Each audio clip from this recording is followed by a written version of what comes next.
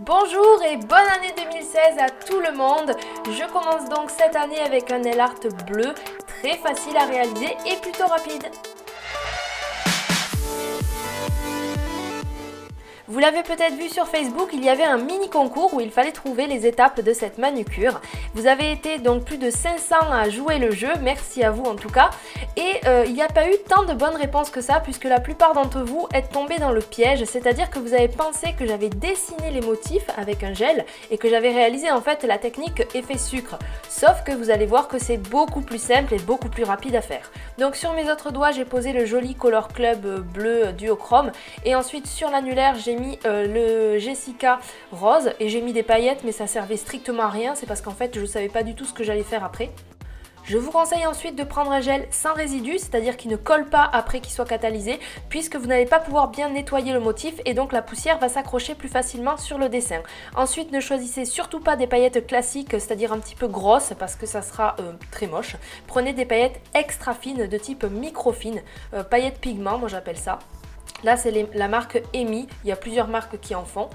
Donc une fois que votre vernis est bien sec, très important, on pose le gel de finition par-dessus, on ne le catalyse pas évidemment. Je saupoudre de paillettes, j'en mets bien partout. On peut bien sûr s'amuser à faire des dégradés, à mettre plusieurs paillettes pleines de couleurs. Ensuite, vous pouvez prendre un petit cure-dent, un petit pic ou un dotting tool tout fin, peu importe. Ça dépendra de la largeur du motif que vous voulez faire. Et donc, comme le gel n'est pas encore catalysé et que le gel ne sèche pas tant qu'il n'est pas passé sous la lampe, je vais pouvoir dessiner avec le petit pic. Donc c'est pour ça que votre vernis doit être bien sec, sinon ça va l'abîmer bien sûr.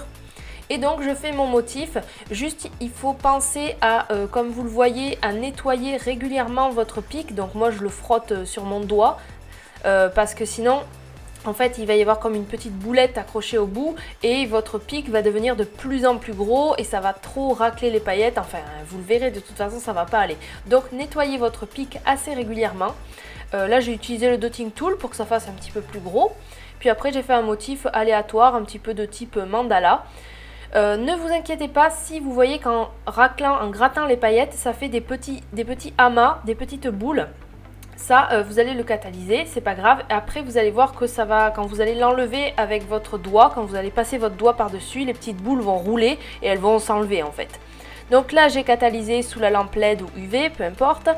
Et je vais donc brosser mon motif avec la brosse. Je passe le polissoir au bout pour que ça soit pas gênant au toucher. Et voilà donc le résultat, ça fait un motif assez particulier, on dirait que ça a été fait au pochoir ou que c'est un stickers. Vous pouvez aussi utiliser la résine, donc là j'ai posé un vernis argent que j'ai laissé sécher.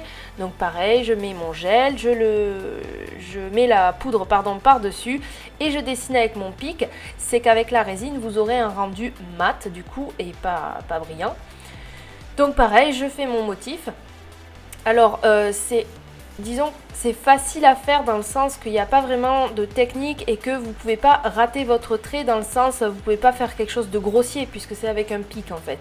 Par contre, ce qui est un peu difficile, c'est que si vous ratez, vous êtes soit obligé d'inventer un truc pour que ça fasse beau pour rattraper la misère, soit vous recommencez tout. Mais comme c'est une technique qui est rapide à faire et que on peut recommencer à l'infini puisqu'il suffit de passer un peu d'alcool par-dessus, ça enlève le gel sans abîmer le vernis, ça reste quand même relativement facile. C'est juste qu'il vous faut voilà, une lampe UV et un gel. Donc pareil avec la résine, je catalyse, je frotte avec le doigt pour enlever les petites boulettes comme je vous disais. Si ça part pas, vous pouvez passer un léger coup de bloc. Voilà, pour pas que ça accroche en fait vos cheveux, tout ça. Voilà le résultat, dites-moi en commentaire si vous préférez la version paillettes bling bling ou la version mat. J'aime bien les deux, le mat fait un peu plus chic, les paillettes, moi j'adore les paillettes donc voilà.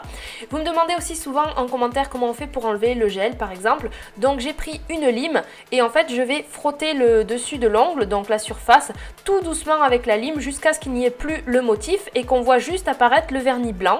Ensuite je nettoie au dissolvant, s'il reste des petites croûtes parce que j'ai mal limé, vous prenez vos ongles ou une petite spatule, vous les grattez très légèrement, ça va partir puisqu'en dessous il y a une base de vernis, donc aucun souci, vous n'allez pas abîmer vos ongles.